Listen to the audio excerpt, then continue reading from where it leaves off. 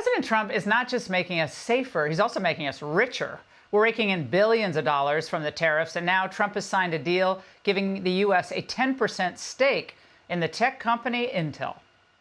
I said, I'd like you to give 10% of Intel to the United States of America. Not to me, to the United States of America. And I said, if you have them as a partner, you have the United States as a partner, I think that would be a very good thing for Intel.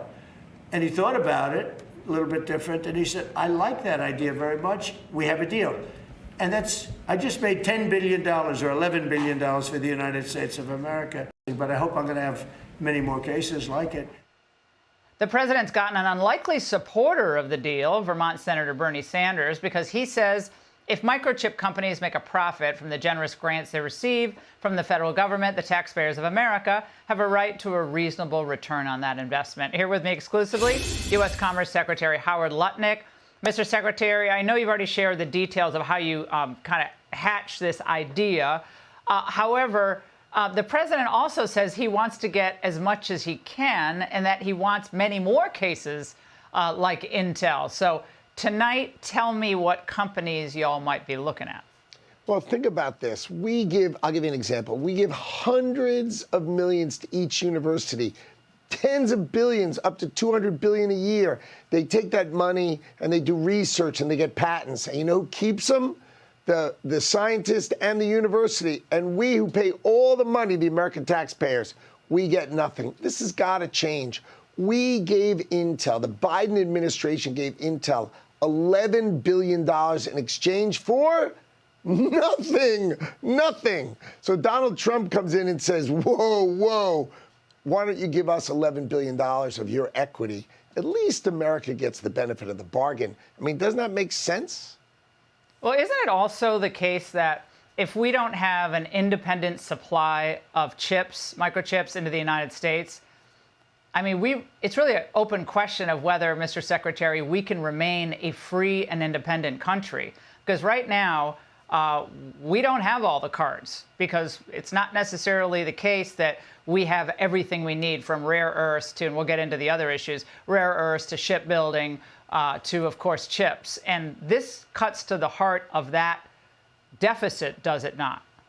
Well, you're right on it. So we need to make semiconductors in America. We need to make antibiotics in America. We need the rare earths in America. And that's exactly what the Trump administration is all about. So the Japanese agreement, which we're going to announce later this week, that's $550 billion at the hand of Donald Trump, and he can go invest it to hit all these points, right? The CHIPS Act, which was $50 billion, which you've heard the president, speak about. I mean, imagine $50 billion is just too small. We need hundreds of billions of dollars of semiconductor investment in America, and the Trump administration and Donald Trump is going to bring that home. You watch us do it. We're going to bring it home. Well, not surprisingly, Senator Paul slammed the Intel deal, basically equating it with socialism. Saying that, socialism is government owning the means of production. Wouldn't the government be owning a part of Intel be a step towards socialism?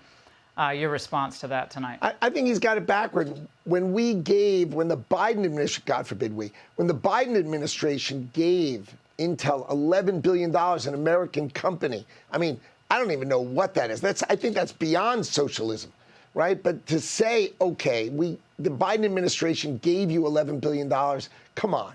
Let's take care of the American taxpayer. How about you give us the equity equal to that amount of money? That just sounds fair and smart. That is not socialism. I'll tell you what that is. That's the best businessman in the United States of America, but in the Oval Office, doing fair things for us, the American taxpayers. Wow. I mean, look, I helped him structure the deal. This is exactly what we're supposed to do. Get the benefit of the bargain.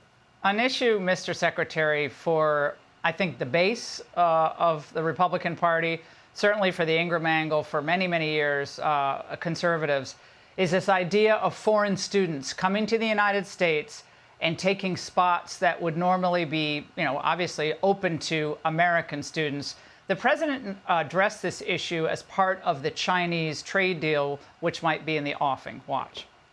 We're going to get along good with China. I hear so many stories about we're not going to allow their students, or we're going to allow their students to come in. We're going to allow, it's very important, 600,000 students. It's very important. Mr. Secretary, with all due respect, how is allowing 600,000 students from the communist country of China putting America first? Well, the president's point of view is that what would happen if you didn't have those 600,000 students is that you'd empty them from the top. All the students would go up to better schools, and the bottom 15% of universities and colleges would go out of business in America. So his view is he's taking a rational economic view, which is classic Donald Trump, looking at higher education and saying, but why are you until helping we Harvard? Modify that. That just helps Harvard and UCLA and UCal Berkeley and I mean y'all helping those schools. Why? They're like, basically factories of anti-American propaganda. And now they're getting a big influx of cash because of the Chinese students. I know President Trump has always been very pro-Chinese student. I just don't understand it for the life of me. Those are 600,000 spots that American kids won't get.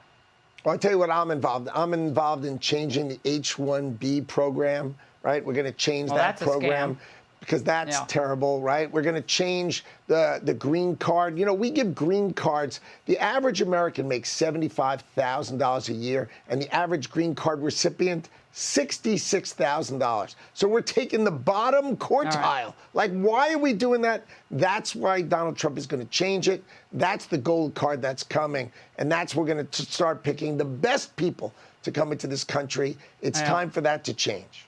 I think our American engineering students need to be given the first role at every job. And I think they're brilliant when given half a chance. But Mr. Secretary, I know you're juggling a lot of balls over there. We really appreciate your explaining a lot of this to us. Thank you. Hey, Sean Hannity here. Hey, click here to subscribe to Fox News YouTube page and catch our hottest interviews and most compelling analysis. You will not get it anywhere else.